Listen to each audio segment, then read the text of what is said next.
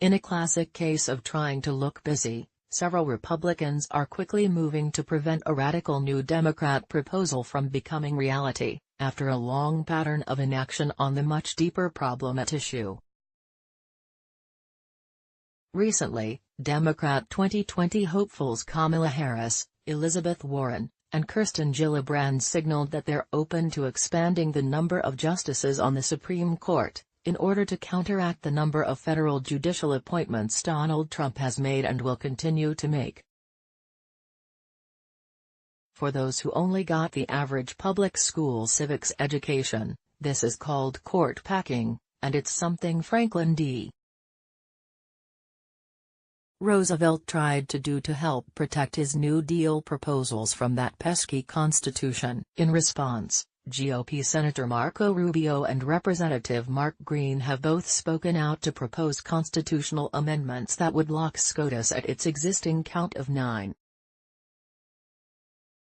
Rubio laid out the case in a Fox News op-ed: "Our nation may not be on the brink of civil war or dissolution, but we are suffering a crisis of confidence and we cannot withstand further erosion of trust in one another and our institutions." The rhetoric used by some of my Democratic colleagues that suggests our institutions are increasingly unable to resolve modern society's conflicts is dangerous. There is nothing magical about the number 9.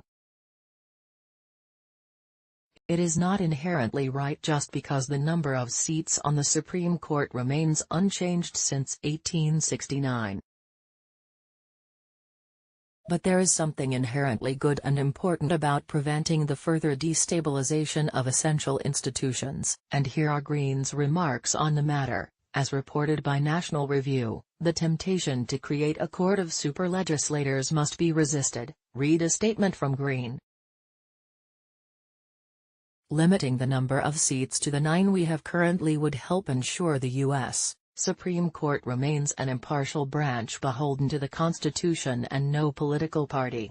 Schemes to pack the court are dangerous to the founders' vision of an independent judiciary that serves as a check on both the executive and legislative branches of government," Green said earlier this week when he announced his intention to introduce the constitutional amendment. "This is all well and good, but two problems come to mind.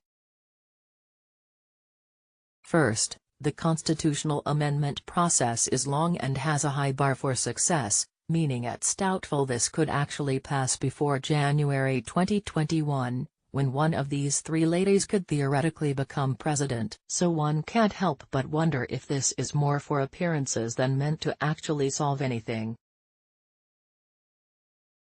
Second, and more importantly, we have a crisis in this country over the 9-member SCOTUS we already have and the hundreds of federal judges below them, a crisis none of the GOP is doing anything about." Republicans don't bother to vet our own judicial nominees for their positions on vital issues such as Roe v.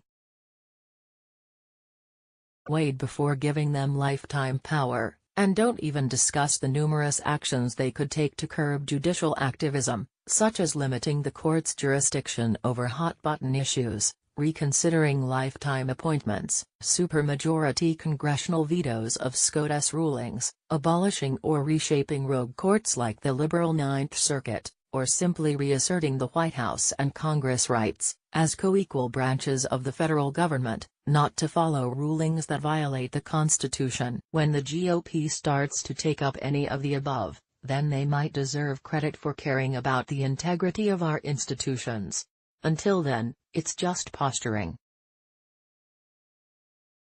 Facebook has greatly reduced the distribution of our stories in our readers' newsfeeds and is instead promoting mainstream media sources. When you share to your friends, however, you greatly help distribute our content.